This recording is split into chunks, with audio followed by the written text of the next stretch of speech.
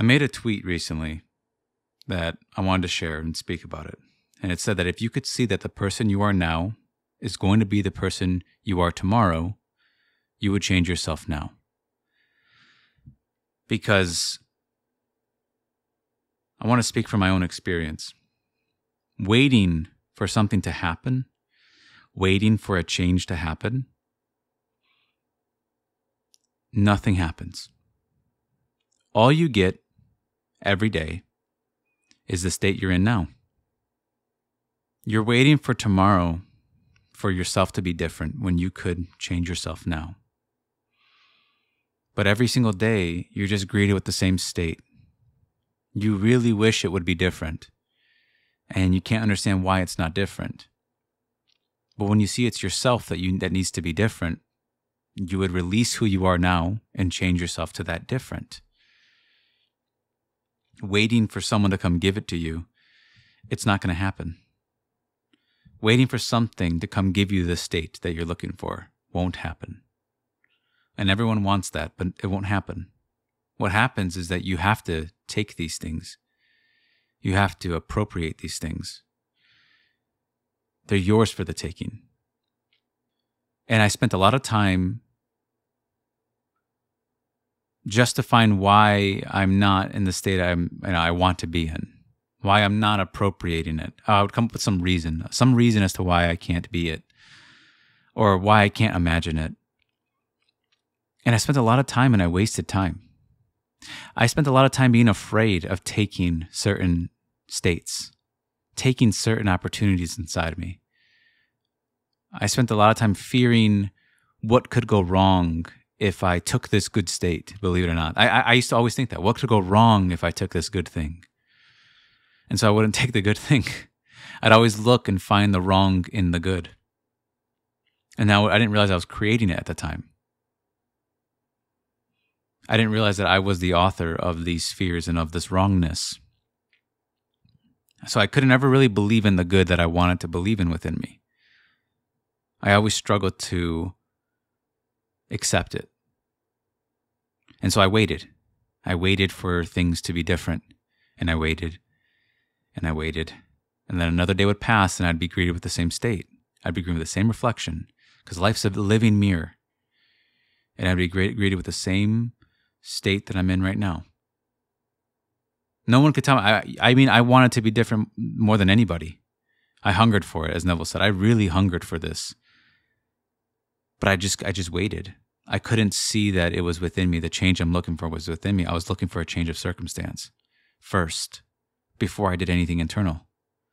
I wanted the external to be different first before I changed the internal, which is completely opposite to what's being taught here. Completely opposite to the practice I should be practicing. But I waited. So learn from my mistake. Don't wait. Don't wait for a change to happen. It sounds cliche, but you want to be the change now. I laugh because these are things that, you read them when you're walking in the mall or something on someone's like little purse and you think, oh, that's so stupid. But then it kind of makes sense. It makes sense when you apply it. There's all these little quotes around that you take for granted. You think they're stupid, but then when you think about them, they make sense. Something as simple as there's no better time than to change than now. Now, you think about that for a month. You'll see it's true. You'll see that if you don't take the opportunity, somebody else will take it. If you don't take the state, then it just kind of remains unoccupied within you. It just remains there. It's just kind of dead. It hasn't been resurrected in you. It hasn't been given life, because that's what you are. You give life to thoughts. You give reality to them. And so throughout the day, we're granting reality to these imaginal acts, and they might not be things we otherwise want. And we're waiting for something to give us a different imaginal act, truly, if you think about it. We're waiting for a physical change to give us an internal one. Not realizing that we're in complete control of what we do internally. It doesn't feel that way at first because you're not aware that you have control. So it doesn't feel that way. It's what you're aware of. So what are you aware of having? What are you aware of being? It's awareness, as the book is called, The Power of Your Awareness by Neville. It's your awareness that decides what is being given life to. So don't wait to give your awareness to something you want. It's a beautiful thing when you see it. It's a hurtful thing when you don't. And that's exactly what it says in Scripture about wisdom. Wisdom is something that he who doesn't love me injures himself. And it's true. And this power, your imagination, is also a wisdom. And the wisdom is really not to reason with it. Can you imagine it?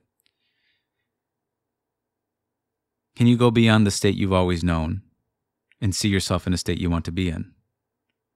Don't be scared. You can do it. You've already done it, truly. And when you see that you already have done it, all the anxieties start to come down. You start to become more relaxed. You come back to being stable and still, as it says, to be still and know that I'm God. You come back to relax. You remembered. But when you forget, you become nervous. You start to imagine out of compulsion. But it doesn't work too well. You wait anxiously for something to happen. Instead of acting within, you wait for some action to happen.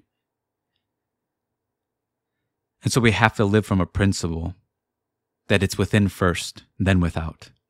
And always try your best to remain in that principle, in the remembrance of that principle, because when you fall under the illusion, you get tricked into thinking it's outside first and then it's inside.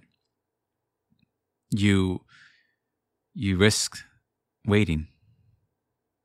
You risk just waiting. And you might think, well, I can't do anything physically. But don't wait. Put it this way, if I was a prisoner, if I was in prison for something, I wouldn't wait till I was freed on the sentence. As Neville says, don't wait for the sentence. You free yourself now. You walk outside of those bars. But just because me and you might not be in prison physically, prison or freedom, these are mental states. You can be imprisoned to anything within you. It doesn't matter what it is. You can feel completely imprisoned to it. Feel like you have to follow and obey any assumption. You don't have to. You're allowed to be freed. You're allowed to untie the knot that you've tied yourself in. So freedom is a mental state. It's not just a physical one. And when you see these things are mental states, the appropriation, the taking of them becomes obvious. Because if you don't take them, you just remain as you are. So I wanted to share this message. And I also want to share that I'm going to be doing members. I've been asked several times now to do live streams and everything, but I'm going to be doing that for the members. It's going to be a Q&A. Just ask a question, maybe in the comments, and I'll be able to answer them on the stream.